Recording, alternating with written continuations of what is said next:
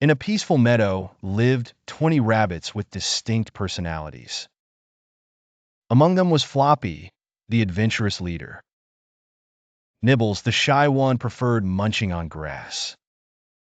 Whiskers, the curious rabbit, loved exploring. One day, they met a wise parrot named Polly. Polly claimed she knew of hidden treasure nearby. The rabbits were intrigued but skeptical. Floppy, determined, decided to investigate. Nibbles hesitated but followed his friends. Whiskers, excited, asked Polly for more clues.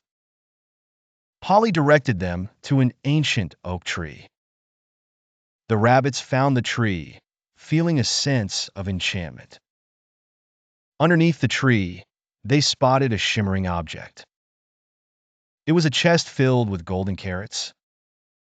The rabbits cheered, realizing Polly was truthful. Grateful, they shared the treasure among themselves. Together, they celebrated their newfound bond.